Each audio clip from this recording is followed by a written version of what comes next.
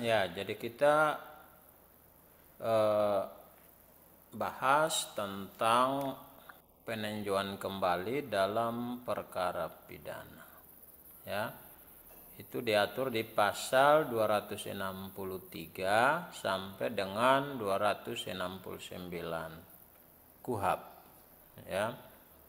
Nah, peninjauan kembali ini saya sudah jelaskan bahwa ini merupakan salah satu upaya hukum luar biasa, yaitu upaya hukum luar biasa itu adalah upaya hukum terhadap putusan pengadilan yang telah berkekuatan hukum tetap.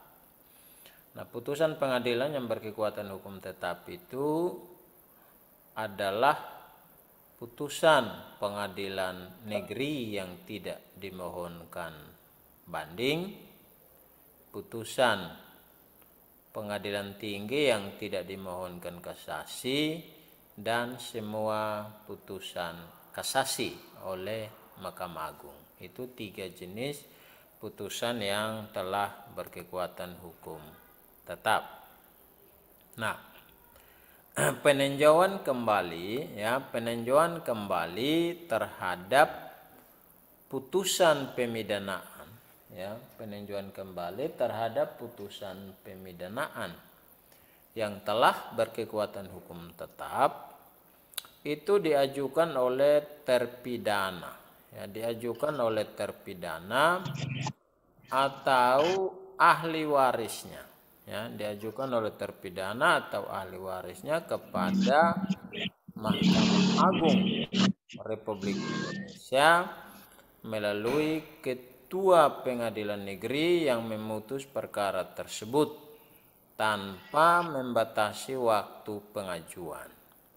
Jadi sekali lagi, peninjauan kembali terhadap putusan pemidanaan yang telah berkekuatan hukum tetap itu diajukan oleh terpidana atau ahli warisnya kepada Mahkamah Agung RI melalui Ketua Pengadilan Negeri yang memutus perkara tersebut tanpa membatasi waktu pengajuan. Jadi peninjauan kembali dalam perkara pidana itu tidak ada batas tenggat waktu. Nah, alasan peninjauan kembali,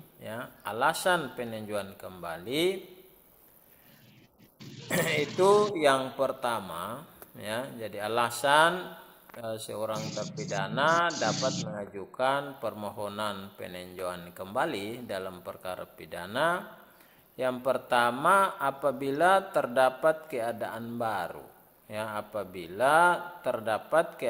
baru, yang menimbulkan dugaan kuat, bahwa jika keadaan itu sudah diketahui pada waktu sidang masih berlangsung, hasilnya akan berupa putusan bebas atau putusan lepas dari segala tuntutan hukum, atau tuntutan penuntut umum tidak dapat diterima, atau terhadap perkara itu diterapkan ketentuan pidana yang lebih ringan.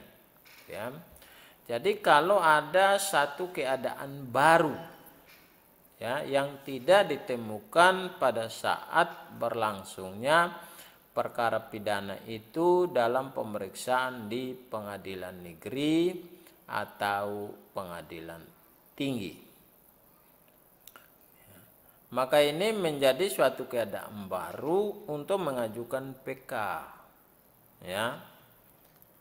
Kemudian yang kedua, alasan PK yang kedua, pertama tadi adanya keadaan baru yang diduga kuat jika diajukan pada saat pemeriksaan perkara pidana itu, maka hasilnya adalah putusan bebas lepas dari segala tuntutan hukum atau dapat dijatuhkan pidana yang ringan.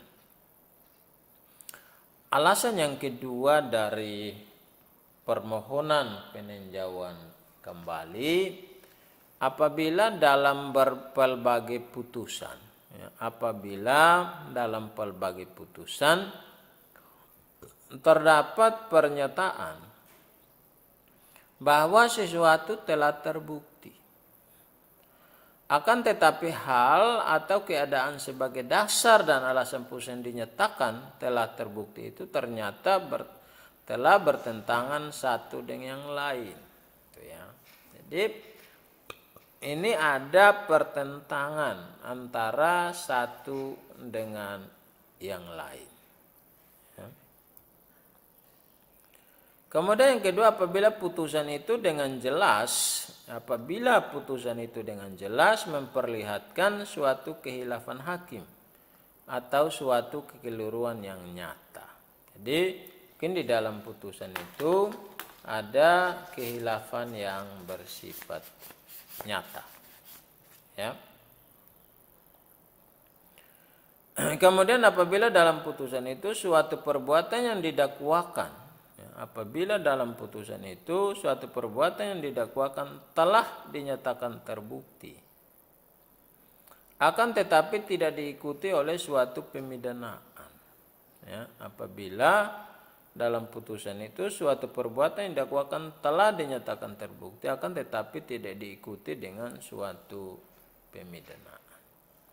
Ya, ini ada 4 alasan yang menjadi dasar untuk diajukan permohonan peninjauan kembali. Ya. Nah, menurut pasal 268 ayat 3 KUHP, ya, permohonan peninjauan kembali perkara pidana itu hanya diajukan 1 kali saja.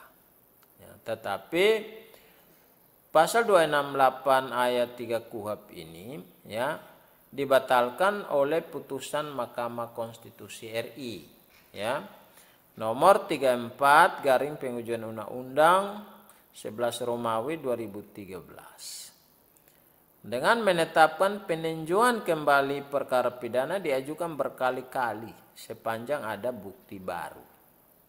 Jadi menurut MK, Mahkamah Konstitusi, pengajuan peninjauan kembali dalam perkara pidana itu bisa diajukan berkali-kali. Tetapi kemudian Mahkamah Agung membatasi pengajuan peninjauan kembali, yaitu Mahkamah Agung RI menerbitkan Surat Edaran Mahkamah Agung RI nomor 7 tahun 2014 yang menetapkan PK hanya dapat diajukan 2 kali. Ya. Jadi KUHP 268 ayat 3, permohonan peninjauan kembali perkara pidana itu hanya diajukan 1 kali. Tetapi ketentuan ini dibatalkan oleh putusan MK RI yang menetapkan perkara pidana diajukan berkali-kali sepanjang ada bukti baru. Menurut Mahkamah Agung justru dengan SEMA RI nomor 7 tahun 2014 yang menetapkan PK hanya dapat diajukan 2 kali. Jadi KUHP menyatakan 1 kali, dibatalkan MK bilang berkali-kali, Mahkamah Agung menyatakan hanya 2 kali. Sehingga praktek peradilan itu mengikuti Surat Edaran Mahkamah Agung nomor 7 tahun 2014 yang menetapkan peninjauan kembali hanya dapat diajukan 2 kali saja. Ya. Nah, bagaimana prosedur pemeriksaan dan putusan peninjauan kembali? Nah, peninjauan kembali, ya, perkara pidana diajukan secara langsung oleh terdakwa atau ahli waris, ya, bukan terdakwa tapi terpidana. Maaf ya. Peninjauan kembali diajukan secara langsung oleh terpidana. Di situ tertulis terdakwa.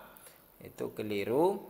Yang benar adalah peninjauan kembali diajukan secara langsung oleh terpidana atau ahli waris, ya, atau kuasa hukum yang memperoleh surat kuasa kepada Ketua Mahkamah Agung Republik Indonesia melalui Ketua Pengadilan Negeri yang memutus perkara tersebut, ya, dalam tenggang waktu yang tidak dibatasi. tetapi harus disertai memori peninjauan kembali. Ya, memori peninjauan kembali berdasarkan alasan-alasan sebagaimana tersebut di atas. Ya. Nah, memori peninjauan kembali yang diajukan oleh pemohon, ya, itu diserahkan kepada termohon dan termohon berhak mengajukan kontra memori PK. Ya. Terhadap memori peninjauan kembali diajukan oleh pemohon, itu termohon berhak mengajukan kontra memori PK. Berhak artinya boleh mengajukan, boleh juga tidak. Ya, nah selanjutnya ketua pengadilan negeri menunjuk hakim. Ya, ketua pengadilan negeri menunjuk hakim atau majelis hakim. Ya, untuk memeriksa permohonan PK, ya, guna memberikan pendapat tentang sesuai atau tidaknya permohonan itu dengan aturan yang berlaku. Ya. Proses selanjutnya adalah kepala panitra. Ya, kepala panitra mengirimkan berkas perkara ke Mahkamah Agung RI. Ya. Kemudian Mahkamah Agung RI melakukan pemeriksaan dan diputus. Putusan peninjauan kembali itu bisa berupa mengabulkan permohonan peninjauan kembali dan membatalkan putusan judex juris atau judex facti, atau bisa juga menolak permohonan peninjauan kembali atau menyatakan permohonan peninjauan kembali tidak dapat diterima. Ya, itu tentang peninjauan kembali. Ya. Kemudian yang kedua, upaya hukum luar biasa yang kedua adalah kasasi demi kepentingan hukum. Pasal 259 sampai 262 KUHP. Kasasi demi kepentingan hukum adalah salah satu upaya hukum luar biasa yang diajukan oleh Kejaksaan Agung terhadap putusan pengadilan tinggi atau putusan pengadilan negeri yang telah berkekuatan hukum tetap. Ya, kasasi demi kepentingan hukum. Ya, ini adalah salah satu upaya hukum luar biasa yang diajukan oleh Kejaksaan Agung terhadap putusan pengadilan tinggi, ya, dan atau putusan pengadilan negeri yang telah berkekuatan hukum tetap. Ya. Nah, pengajuan kasasi demi kepentingan hukum hanya diajukan satu kali oleh Kejaksaan Agung melalui pengadilan negeri yang memutus perkara tersebut dengan menyertakan risalah atau memori kasasi demi kepentingan hukum. Ya. Nah, memori kasasi, ya, memori kasasi demi kepentingan hukum. Ya. Memori kasasi demi kepentingan hukum yang diajukan oleh Kejaksaan Agung setelah diterima oleh pengadilan negeri, maka kepanitraan pengadilan negeri yang bersangkutan mengirimkan kepada pihak yang berkepentingan, seperti terdakwa atau ahli waris untuk mengajukan kontra memori. Ya, kontra memori. Jadi hampir sama juga dengan peninjauan kembali. Ya. Ketua pengadilan negeri, ya, kemudian melanjutkan permohonan kasasi demi kepentingan hukum ke Mahkamah Agung RI untuk diperiksa, diadili, dan diputus. Nah, putusan Mahkamah Agung terhadap permohonan kasasi demi kepentingan hukum itu tidak boleh merugikan terdakwa. Dan putusan itu disampaikan kepada Kejaksaan Agung dan terdakwa beserta salinan dan berkasnya. Ya. Itu tentang kasasi demi kepentingan hukum. Yang terakhir adalah pelaksanaan putusan dan pengawasan. Ya. Nah, putusan perkara pidana, ya, putusan perkara pidana yang telah berkekuatan hukum tetap itu dilaksanakan oleh jaksa. Ya. Karena itu panitera pengadilan negeri wajib mengirimkan salinan putusan pengadilan kepada jaksa. Ya. Nah, pelaksanaan putusan perkara pidana oleh jaksa terhadap putusan bebas atau lepas dari segala tuntutan hukum itu dilaksanakan dengan cara jaksa segera mengeluarkan terdakwa dari dalam tahanan. Jika kepada terdakwa dilakukan penahanan.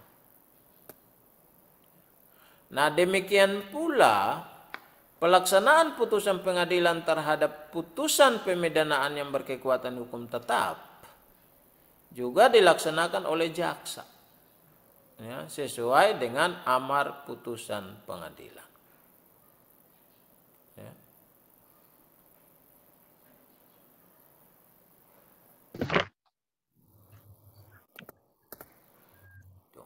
Nah, itu tentang pelaksanaan putusan, dan setelah pelaksanaan putusan itu maka kuliah kita untuk hukum acara pidana dianggap sudah selesai.